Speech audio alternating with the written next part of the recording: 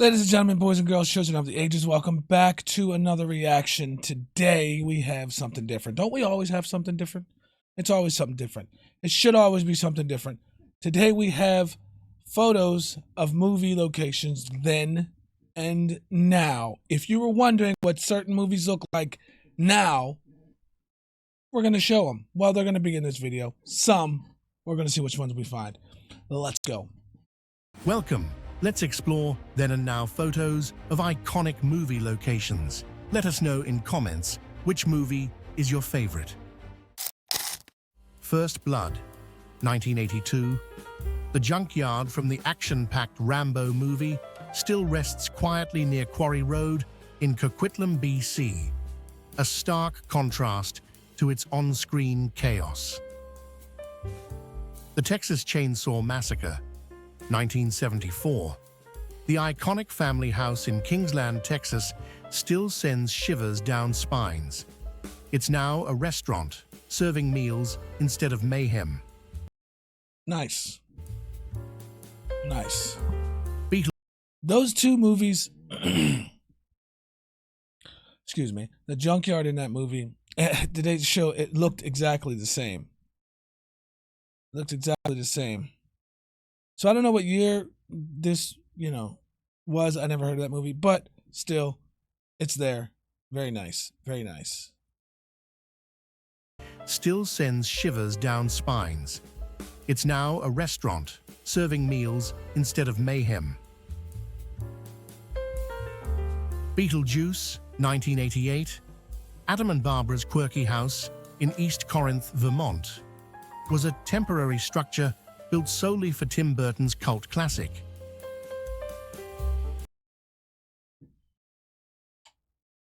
Wow. So they built that entire house, or the outside of the house, for that movie. They should have sold it afterwards.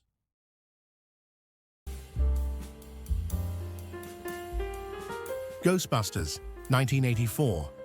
The Stay Puft Marshmallow Man's terrifying stroll past Columbus Circle in New York City offered a surreal climax to this supernatural comedy.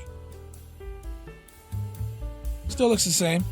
The Birds, 1963. Bodega Bay's seaside serenity was Hitchcock's haunting setting, but the infamous schoolhouse is 7 miles inland. Saved from demolition, it's now cherished history. Cheers, 1982 Nice. to 1993. The Boston bar that inspired the sitcom remains a hotspot for fans seeking a place where everybody knows your name. I don't see why that would would change. I mean, it's iconic within itself. That show is American as football, the NFL. That's awesome. I'd have to see where that is. Maybe you have to go there.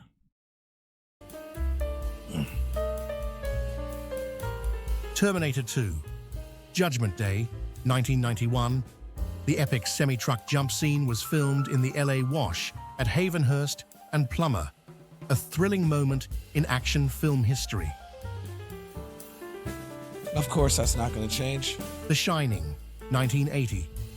The Torrance family's apartment exterior was shot in Boulder, Colorado, a quiet, ominous setup to their journey into madness. Not much different. Just trees. Just more trees, that's all. Breaking Bad, 2008. Walter White's first cook site and cache burial on Trail 7089 in New Mexico became a symbol of transformation and infamy. The Godfather, 1972. The Corleone compound wasn't as grand as it seemed. Production added gates and walls to create the imposing facade of this iconic family home. Stand By Me, 1986. The iconic railroad tracks where the boys face a heart-pounding train encounter remain a standout symbol of coming-of-age cinema. Wow. Wow. Yeah, that's definitely a big difference. They took it out. It's walking now. Home Alone, 1990. The McAllister family's iconic house in Winnetka, Illinois, remains a beloved symbol of holiday mischief and nostalgia.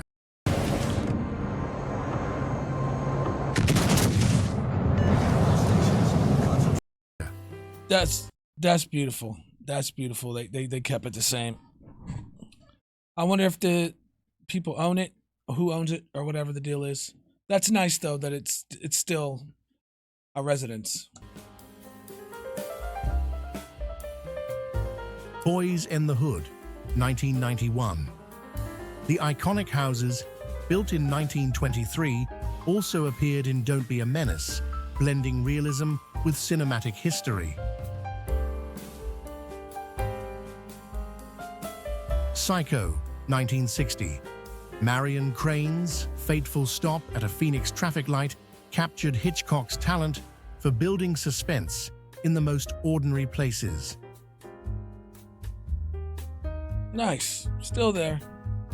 A Nightmare on Elm Street, 1984. Freddy Krueger's terrifying reveal in the shadowy passage still haunts movie fans who dare to revisit Elm Street.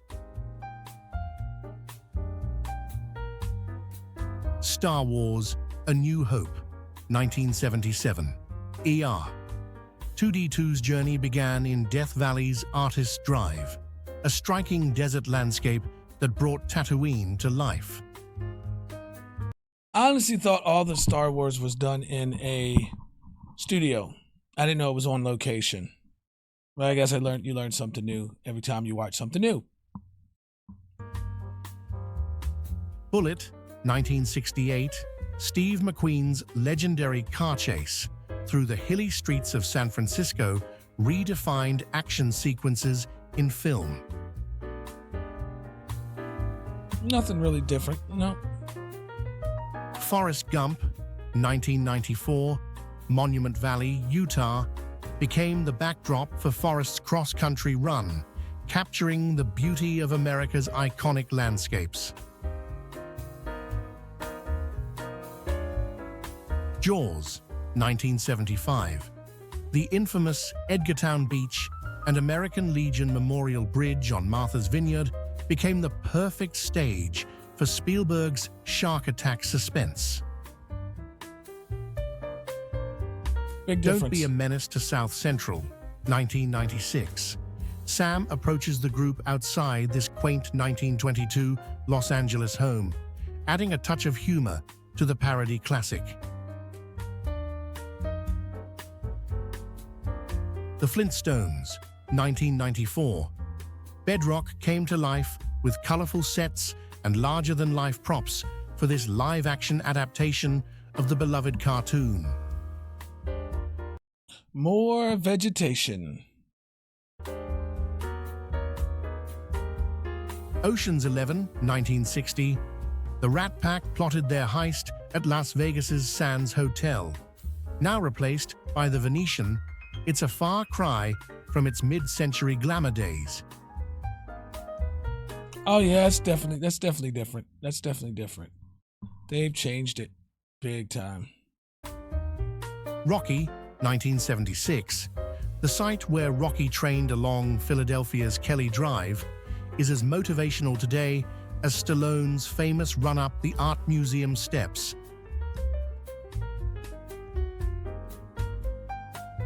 It's a Wonderful Life, 1946. George Bailey's Bailey Park was filmed in La Canada Flintridge, California, now home to NASA's Jet Propulsion Lab. The Martini House still stands. That's big difference. I mean, the time is definitely different, so you can see different improvements in that. But the outline is pretty much the same, but there's way more vegetation. I like it. Nearby. Back to the Future Part 3, 1990.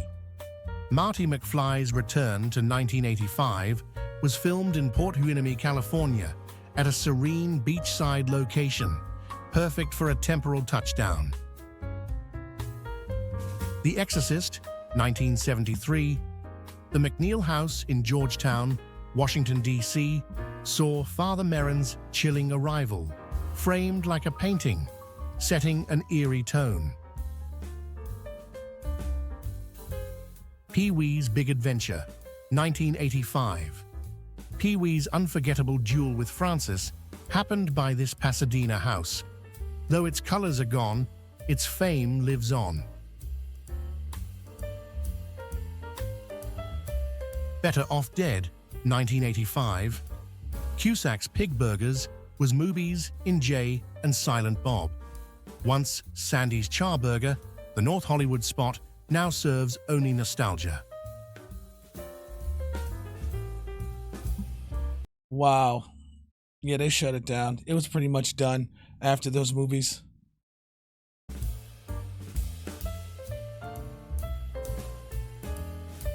The Fresh Prince of Bel-Air. The playground featured in the intro is Roberto Clemente Playground, where Will's iconic basketball moment set the tone for TV greatness.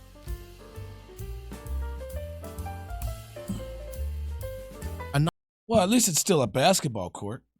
I mean, it could have been a parking lot, right? Nightmare on Elm Street, 1984. Freddy Krueger's lair, the boiler room, added terrifying depth to the slasher film's dreamlike horror.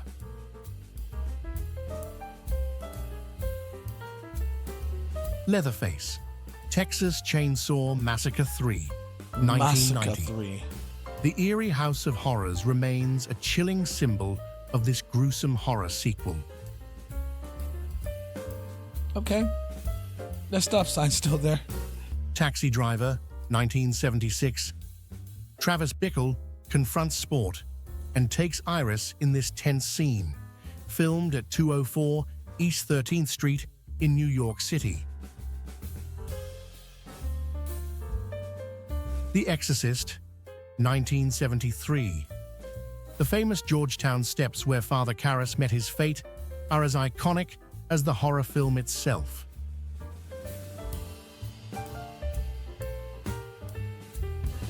I would say it's still exactly the same. Yeah. Touch of Evil, 1958. The legendary 3-minute tracking shot through Venice, Los Angeles elevated this noir classic to cinematic history.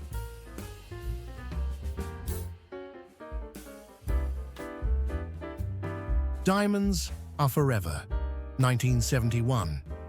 Downtown Las Vegas's Fremont Street was the backdrop for James Bond's thrilling escapades.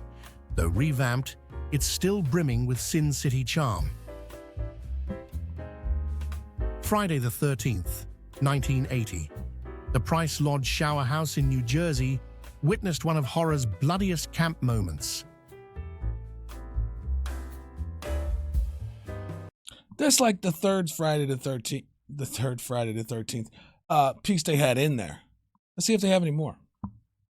But anyway, that's definitely a big difference, a remodel difference. But it does, you can still see it. Stand By Me, 1986. The tense railroad bridge scene was filmed at Dusty Campground in Bernie, California, forever etched in film history as a daring feat of bravery. Vertigo, 1958.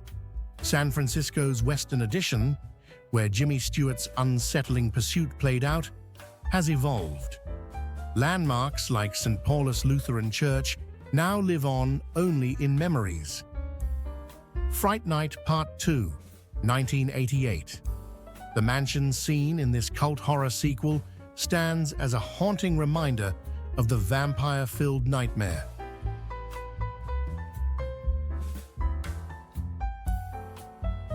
E.T. the Extraterrestrial, California. 1982. The bus stop in Porter Ranch, California, set the stage for Elliot's first big adventure in this heartwarming Spielberg classic. Frankenstein, 1931. The eerie waters of Malibu Lake set the scene for one of horror's most tragic moments in this classic monster film.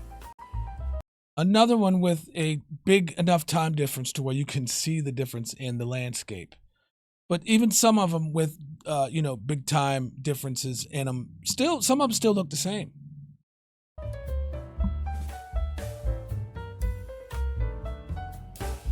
Pulp Fiction, 1994. While Jackrabbit Slim's was a set, its exterior was a defunct bowling alley in Glendale, now part of Disney's Imagineering campus. One Flew Over the Cuckoo's Nest, 1975. McMurphy commandeers the bus near 450 Court Street in Salem, Oregon. Just one of many rebellious moments in this classic. Back to the Future, 1985. The Lion Estate's entrance in Chino, California, marked Marty's dramatic leap back to 1955 in this time-traveling favorite. I think it would be kind of hard to make a time traveling movie.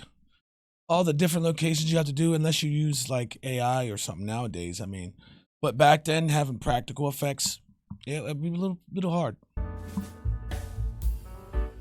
The Goonies, 1985. Fratelli's hideout at Ecola State Park in Oregon gave the gang a spooky yet adventurous start to their treasure hunt.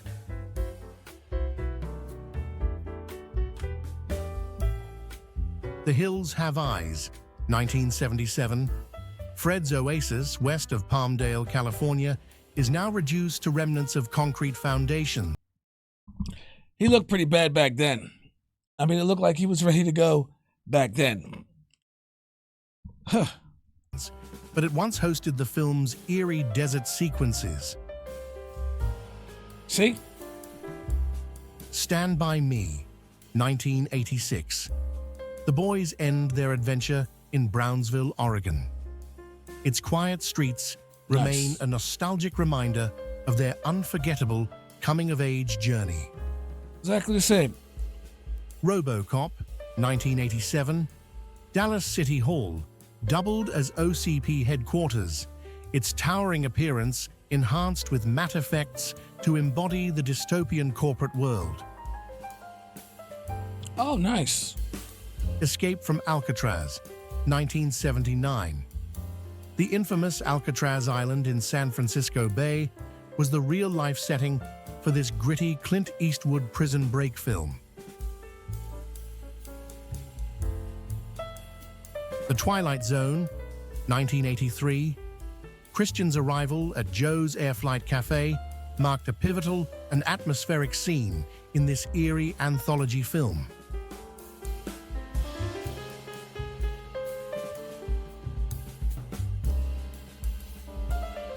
Waffles.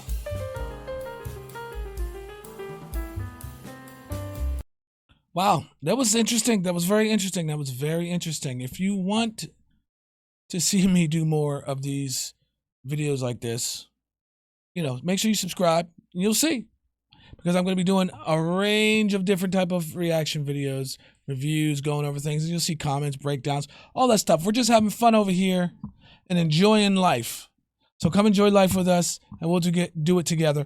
Put your comments down in the comments if you like this or not, or what your favorite was, or if you know a scene that wasn't in here, or anything down there. We'll go from there. Ladies and gentlemen, boys and girls, children of the ages, that's all I have for this one. Ciao.